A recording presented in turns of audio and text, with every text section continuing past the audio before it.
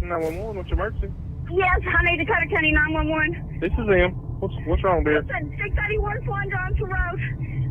Somebody has my daughter. Somebody in full camouflage got Holly. Grabbed her and took her to the woods. Please, get everybody out there. Holly, I love you so much. Please try to get home to us. On April 13th, 2011, 20-year-old Holly Bobo vanished from her Tennessee home, which initiated a massive investigation that would leave detectives chasing false leads for years. Early theories pointed to a stranger abduction, but as time passed, no solid evidence emerged. Misleading tips, false confessions, and a lack of forensic proof pushed the case to a frustrating standstill. For years, Holly's family and investigators were left without answers, with no clear suspect in sight. But the real story behind Holly's disappearance was far darker than anyone could have imagined. So, what really happened to Holly Bobo, and who was responsible for her fate? Let's find out the truth behind the mystery. We take up for each other, and we care about each other, and certainly we continue to care about this family.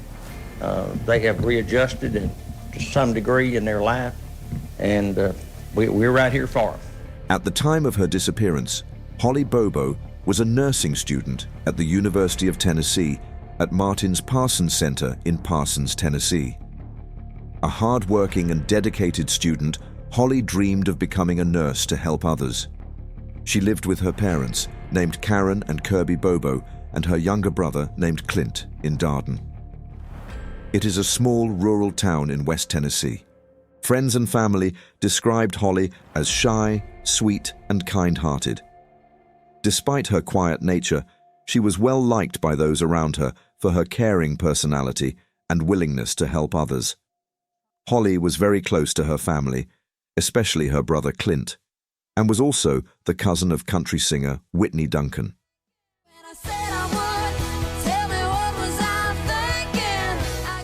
In 2017, Duncan released a song called Better Place in memory of her cousin. You probably don't miss a thing, 'cause your heart don't break in your better place. Holly's life was centered on her family, her studies, and her future as a nurse. Tragically, her promising future was cut short. The family right now is trying to be strong. You know, it doesn't seem real. You know, that's the last phone call you ever expect to get, you know. And it's a close family, so we're just trying to hold it together. On the morning of April 13th, 2011, Holly Bobo began her day early and woke up at 4:30 a.m. to study for an upcoming exam. By 7:30 a.m., she had received a call from her boyfriend, named Drew Scott, who was turkey hunting on her grandmother's property nearby. At this point, Holly's parents had already left for work, and her brother was still asleep at the family home in Darden. Holly and Drew spoke briefly during this call, which would turn out to be the last time she would communicate with anyone. Just 12 minutes later, Holly made her final phone call, and after that, no outgoing calls or text messages were made from her phone. All subsequent incoming calls went unanswered. The first four numbers, 3152, is the tower number, and the last number, in this case 2, is the sector that was used. And then AT&T does it backwards. They have longitude, then latitude. That's the location for the tower itself. Around the time of Holly's last known communication, a neighbor living near the Bobo residence heard a disturbing scream coming from the area. The neighbor got concerned and called their mother, who then informed Karen Bobo at work. At the same time, Clint was awakened by the barking of the family dogs. He went outside to see what was happening, and he saw what he initially thought was Holly and Drew in the driveway and were speaking heatedly. They appeared to be in a tense conversation, and Holly was visibly upset. Clint could hear some of their exchange, but was only able to make out the words, "No, why?" which led him to believe the couple was possibly arguing about breaking up. However, the situation took a darker turn. Clint soon realized that the man he saw with Holly was not Drew Scott, as he had originally assumed. I listened just briefly and I could tell it was a male and a female voice. I never was able to really tell what they were saying. You couldn't tell if they were shouting, if they were arguing? Well, as I listened a little bit closer, I could tell that that was Holly's voice, so I knew it was Holly. So in my mind, the male's voice I knew to be Drew, who is her boyfriend. The man in camouflage was much bigger than Drew, which made Clint feel uneasy. At this point, Holly and the man were walking into the nearby woods. I could see them. Where were they? They were walking towards the woods, and there's a trail that leads you to a logging road. Was your sister walking unaided on her own? Yeah, she was walking on her own. She wasn't dragging her? Oh, no. Clint tried to reach his sister by calling her cell phone, then Drew's, but neither call was answered. In a state of confusion, Clint contacted his mother again. Karen was worried and insisted him to call 911 because she was fearing something was terribly wrong. I said, "That's not Drew, get a gun and shoot him." And Clint said, "You want me to shoot Drew?" And I think that's when I hung up and called 911. Meanwhile, Clint grabbed a loaded pistol and went outside to investigate. Karen called home and spoke with Clint urgently and warned him, "Clint, that's not Drew. Get a gun and shoot him." Clint, still under the impression that the man was Holly's boyfriend, hesitated and replied, "You want me to shoot Drew?" When Clint glanced back at the garage, he saw a trail of bloodstains and quickly realized they were Holly's. In a panic, Clint immediately called 911. Police arrived at the family home within 10 minutes. As the investigation started, it was discovered that Holly's cell phone had beeped off nearby towers and initially was moving north from the house toward a wooded area near Interstate 40. After stopping for about 20 to 30 minutes, the phone resumed its movement, but this time heading south along a different route. The final ping was traced to a remote area, where Holly's phone and SIM card were later found. This marked the start of a long and painful search that would last for years. I wondered if she maybe had a chance to throw out some things, or if it was just some kind of taunting. After Holly Bobo vanished from her home, the Tennessee Bureau of Investigation, TBI, immediately took over the case. As investigators began to assess the situation, it became clear that Holly's abduction was not a random act, but one that appeared carefully planned. Holly had no known enemies and was caring and well-liked by everyone around her. Is by no means over, and for the very first time since this entire thing began developing on Sunday afternoon, we heard from Larry Stone. Larry is one of the ginseng hunters who was out in the woods here searching for that herb when he happened upon a bucket. There was no immediate indication of a motive for her abduction. Initially, law enforcement theorized that the kidnapper might have been someone familiar with Holly, or at least with her family. In the early stages of the investigation, the TBI interviewed friends, family, and colleagues of Holly and hoped to reveal any clues about potential suspects. This is still about Holly. I'm here to support Holly's family because Holly is my friend, and I know that she would want me here. Holly's brother was one of the first to notice something was wrong when he saw Holly outside with a man in camouflage shortly before she disappeared. These early moments set the stage for a series of miscommunications, confusion, and intense emotional distress that would follow. Despite Holly's calm and seemingly normal life as a nursing student, investigators were immediately faced with the challenge of finding solid leads. Holly had no known problems with anyone, and there was no apparent reason why someone would target her. The investigation focused on whether the abduction could have been the result of a personal vendetta, but the more authorities dug into Holly's life, the more puzzling it became. No one had any clear idea who might want to harm her. From the cell phone tower led us to this obvious dig site. It is freshly turned earth where we believe TBI agents were looking for more remains of Holly Bobo and possibly evidence that could help them solve the case. As the search for Holly continued, many theories emerged. The case also brought attention to a possible connection with local men who had criminal histories.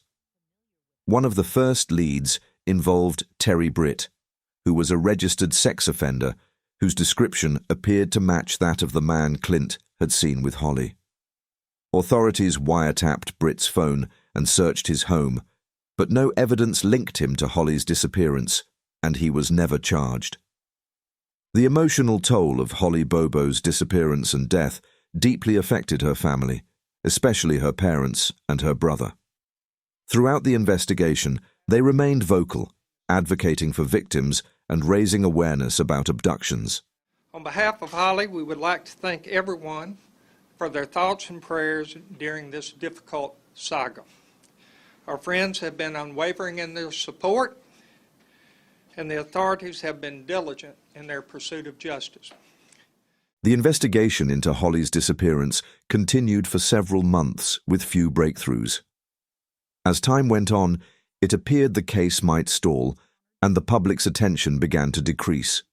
However, in 2014, 3 years after Holly was taken, the investigation took a significant turn. In March 2014, law enforcement arrested Zachary Adams, who was a 29-year-old man from Decatur County, on charges related to Holly's abduction and murder. Adams had been under suspicion for some time, but it wasn't until investigators received a crucial tip that they began to focus on him more closely. The tipster claimed that Adams had made incriminating statements about Holly's abduction, which included that he had been involved in kidnapping her. Around the same time, DNA evidence was revealed that linked Adams to the area where Holly's remains would later be found. You've been present during this announcement. Do you understand? Yes, sir. Are you agreeing to this freely and voluntarily? Yes, sir. Anybody put undue pressure on you to force you to agree to this against your wishes? No, sir. Adams had a criminal history of drug offenses and violent behavior, which made him a prime suspect. Despite having been questioned early in the investigation, there had been no evidence to directly link him to the crime until this point. The arrest of Adams marked the first real progress in the case, and investigators began to piece together his possible role in Holly's death. As the investigation into Zachary Adams expanded, 2 other men were implicated. Jason Autry, who was a friend of Adams, and Shane Austin, who was another acquaintance, were both linked to the case. Police believed that these men may have assisted Adams in kidnapping Holly, holding her captive, and eventually disposing of her body. Investigators discovered that Austin had been in contact with Adams the day of Holly's abduction, and phone records placed him in the area where Holly's remains were later found. I see, for instance, that 16-second call at the start. That could be 16 seconds worth of talking. Is that right? That's correct. The search for new evidence intensified. The case, which had seemed to stall after the initial few weeks, was now initiated with new developments. Although Holly's body had not yet been found, the arrest of Zachary Adams and the subsequent identification of other suspects gave law enforcement renewed hope that the mystery of Holly's disappearance could finally be solved. The breakthrough was critical not only for the investigation, but also for Holly's family. The long and painful years of uncertainty and heartache were about to give way to the possibility of justice. The discovery of Holly's remains would later confirm many of the fears and suspicions that had overwhelmed investigators for years, and her family would finally begin to understand what had happened to their beloved daughter and sister. 3 of the main suspects were Zach Adams, Dylan Adams, and Jason Autry. Zach Adams, his brother Dylan Adams, and their friend Jason Autry were charged with especially aggravated kidnapping, first-degree murder, and rape. The arrests were initiated after Dylan Adams was arrested on unrelated weapons charges. During questioning, Dylan claimed he saw Holly alive at Zach's home shortly after her abduction. Though no such videotape was ever found, Dylan also alleged that he heard Zach confess to raping her and recording the act. Dylan later withdrawn his confession and claimed he had been forced, and many details didn't match the evidence. Despite this, Zach Adams, Jason Autry, and Shane Austin were arrested. In 2017, Autry agreed to testify against Zach in exchange for leniency. The death penalty has always been on the table in this case. Holly Bobo's family has even said that they supported it in the past. But it wasn't until today's arraignment here at Decatur County Court that we learned Zach Adams, Dylan Adams, and Jason Autry are now all facing the ultimate punishment. The next suspect was Shane Austin. He was initially offered immunity in exchange for information on the location of Holly's body, which became a significant figure in the case. Phone records indicated that Austin had been in contact with Zach Adams on the day of Holly's abduction, and investigators believed he helped dispose of the body. However, after Austin failed to cooperate or reveal the body's location, and the immunity agreement was cancelled. In 2015, Austin was found dead from suicide in a Florida hotel room. His attorney blamed the suicide on threats of prosecution and a witch hunt investigation, and declared that Austin had nothing to do with Holly's death and had cooperated with police. Several times the day of the abduction, Austin confessed to at least one person that he was involved in the crime. There were some other suspects, like Jeffrey and Mark Piercy. In July 2014, brothers Jeffrey and Mark Piercy were arrested on charges of accessory after the fact and tampering with evidence based on claims from Jeffrey's ex-roommate, Sandra King, who alleged they were involved in filming an assault on Bobo. However, after investigating over 20 phones, no evidence was found, and the charges were dropped. Their involvement was not mentioned in Zach Adams's trial. There's not a video. I mean, everything's just in there, or everything that was stated in there from most of the parties is untrue. Zach Adams' trial for the abduction, rape, and murder of Holly Bobo began in September 2017. The prosecution's case relied heavily on circumstantial evidence, as no direct physical evidence tied Adams to the crime. Jason Autry was a key witness and testified that he was not involved in Holly's abduction. He later helped Zach Adams and Shane Austin dispose of her body. Autry claimed that after unloading the body by the Tennessee River, they discovered Holly was still alive, and then Adams shot her in the head. Zach come around, let the tailgate down. I brought the upper torso. Other circumstantial evidence included the discovery of Holly's personal items near Austin's home and testimony from witnesses who said Adams made implicating statements. A gun connected to the case, though not linked through ballistics, was found by police after being sold by Autry and Austin to a local man. Despite lacking conclusive physical evidence, the jury convicted Zach Adams on all charges that were first-degree murder, especially serious kidnapping and aggravated rape. He was sentenced to life in prison without parole, plus 2 consecutive 25-year sentences. Do I think Zach Adams, his brother, Jason Autry, this group of people, do I think they were involved?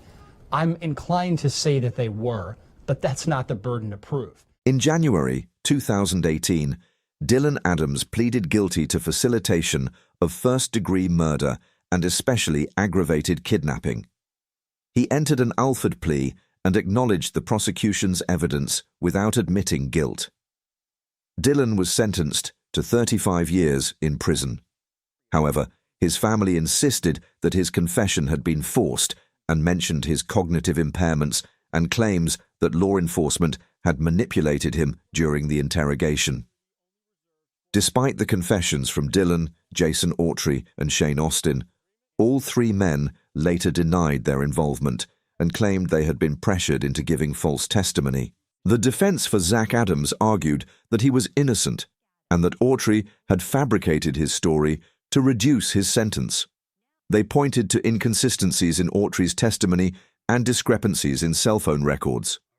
Holly Bobo's abduction and murder not only devastated her family and friends, but also deeply affected the community in rural Tennessee, where the case became a focal point for discussions about law enforcement, forensic evidence, and the treatment of suspects in high-profile investigations.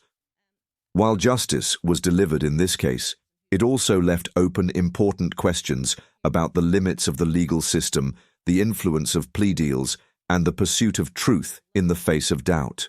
And that's the part, the nexus between us and the demise of anyone is what has to be established. It's not something that we have to prove or disprove. It's something the government has got to prove, and thus far, we haven't seen anything that would link Mr. Autry to.